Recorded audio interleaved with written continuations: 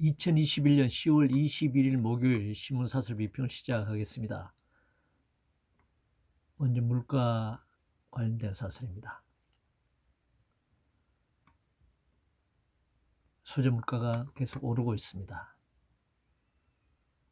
물가는 거래되는 상품과 거래 수단의 화폐 사이 수요 공급 문제입니다. 돈이 엄청나게 풀리고 있는 상황에서 물가 상승은 계속될 것입니다. 문재인 정부 4년여 동안 수천 조의 통화가 증발한 것으로 금융 관련 시민사회단체가 추정하고 있습니다. 돈이 이렇게 풀리는데 물가를 잡을 방도가 없습니다. 빈부격차가 늘어날 수밖에 없습니다. 대장동 관련된 기사들입니다. 조선, 문화, 한겨레, 경향 이렇게 사설이 나와 있습니다. 대장동 사건의 핵심은 초과이익을 누가 챙겼느냐의 문제가 아닙니다. 본질적으로 어떻게 천문학적 불로소 창출할 수 있는 구조를 만들었느냐의 문제죠. 이는 갖고는 이런 제도를 이용해 정치적 보상을 받은 것입니다. 그 기관장이. 그래서 정치적으로 뭐 상승하든지 또 결과적으로 그것 때문에 문제가 되든지 그건 지켜봐야 되겠습니다만, 인허가 과정에서 어떤 이익 또는 배임에 대해서는 심증은 있으나 물증이 없는 경우이죠. 물증이 있더라도 교묘하게 회피하거나 다른 사람에게 전가시킨 경우, 그래서 복잡한 양상으로 전개될 수밖에 없습니다. 토지는 자연물이고 모두의 공유물입니다. 이것이 뭐 공영이든 공공이든 관영이든 할 것 없이 여기에 불로소득이 발생하고 이것이 특정한 소수자에게 이 소유물로 가져가는 것은 명백한 사회적 해악이다, 이렇게 생각합니다. 대선 후보 관련해서 뭐 전두환 옹호 발언부터 시작해서 이재명의 조폭돈 의혹, 뭐 여러 가지 지금 문제들이, 후보들의 문제가 많이 발생하고 있습니다. 유력 후보들의 국민들의 비호감도 높아지고 있습니다. 유력 대선 후보들의 대국민 비호감도가 높은 상황입니다. 문제는 비호감이지만 자기 진영이기 때문에 지지하고 있고 표를 찍게 되는 상황이죠. 결국 정치가의 수준은 국민의 눈높이에서 결정된다는 말이 증명되고 있는 것 같습니다. 한편으로 선택 의지가 없기 때문에 어쩔 수도 없는 상황이기도 합니다. 언론에 오랫동안 노출된 정치인 외에 새로운 선택지가 없기 때문에 결국 출세 측면에서 보면 악화가 양화를 구축하는 거죠. 민주노총 집회 관련해서 뭐 공격이 극심합니다. 불법 집회가 아니라 집회 자체를 금지한 정권의 행정조치가 불법이죠. 감염병 예방법이 긴급조치법은 아니지 않습니까? 그렇다면 지금 대선을 앞둔 정치인 행보에 지지자들이 몰려다니는 것부터 처벌해야죠. 진정으로 감염병 예방법을 적용하려면 집회를 허용하되 감염병 예방법을 준수하도록 요청해야 합니다. 허가를 하라는 얘기죠. 허가를 하고 감염병 예방법을 지킬 수 있는 거리두기라든가 여러 가지 장치를 해야 되는 것이고, 그래도 불구하고 뭐 그걸 지키지 않아 발생했다라고 하면 책임을 물을 수는 있겠죠. 무기 경쟁 관련 송영길 대표가 뭐 이런 발언을 한 데 대해서 비판을 하고 있습니다. 문제는 뭐 북한을 지지했냐 아니냐, 입장이냐 아니냐 이런 논란보다는 남북 양쪽은 미사일 발사에 대해 아전 인수식 입장을 지금 계속 발표하고 있습니다. 현 상황의 핵심은 남북 대치 속에서 무기 경쟁이 가열화되고 있다는 점입니다.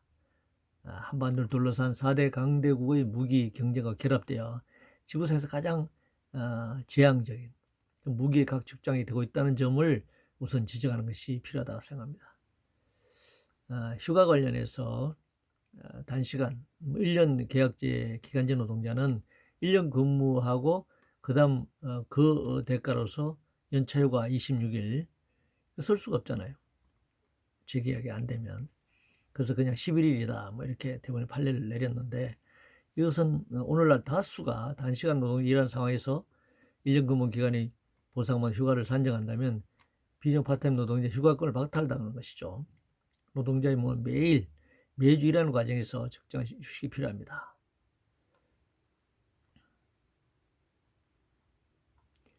탄소 중립에 대해서 탈원전과 탄소 중립 동시 달성은 모순이다 얘기를 하는데, 모순의 핵심은 과다한 자본주의 생산과 소비죠. 이상을 유지하면서 추진하는 탄소 중립은 실패할 수밖에 없고, 더 재앙의 원전을 계속 가동하겠다라고 하는 것은 기후위기와 함께 이 방사능의 재앙을 동시에 안고 가는 것이다 이렇게 생각합니다. 암호화폐 관련된 세금을 걷겠다라는 논란이 있는데, 코인이 과연 화폐인가, 화폐를 인정할 것인가, 또 화폐의 거래 인정 여부, 그리고 조세 여부 등 사전 토론이 많이 필요합니다.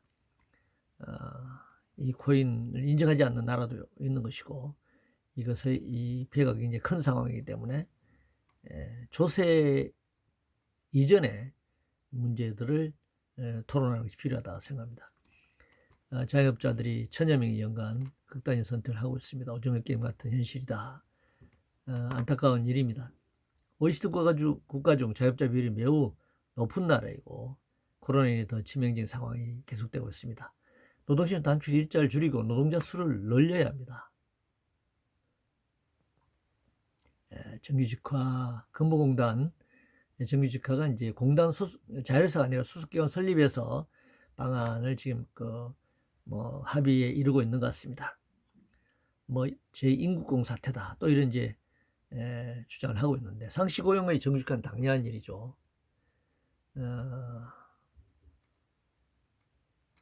이 논란이 있을 수 없는 일이라고 생각합니다. 기존의 정규직들이 공정을 만약에 제기한다면 그 자체를 불공정합니다. 그들도 한 번 시험 치고 들어와서 정년까지 가는 것이 공정합니까? 그렇다면 매년 새롭게 진입하려는 사람과 기존에 들어와 있는 직원과 또다시 시험을 쳐서 더 능력 있는 자를 뽑아야죠. 그럼 그것이 공정한 것이죠. 스포츠 게임처럼 말이죠. 그래서 이 공정성의 논란의 핵심은 상시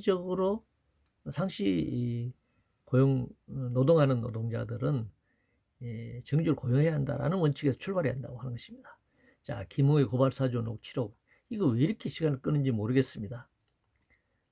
녹음도 다 풀었다면 공수처가 김웅을 고발하든, 아니면 이제 결국은 핵심은 윤석열의 관련성을 찾아내기 위해서 이제 시간을 끌고 있는 것 같은데, 아니면 다 찾았는데 윤석열이 대선으로 결정되면 터뜨리려고 하는 것인지, 아니면 윤석열 흠집 내기 위한 것인지, 아직 확정을 못했다면 확정된 사람부터 기수하고 사법 처리하면 될 거 아니겠습니까?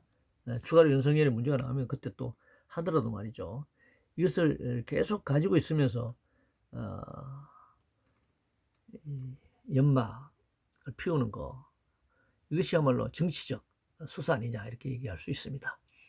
이상으로 2021년 10월 20일 목요일 시무사스 비평을 모두 마치겠습니다.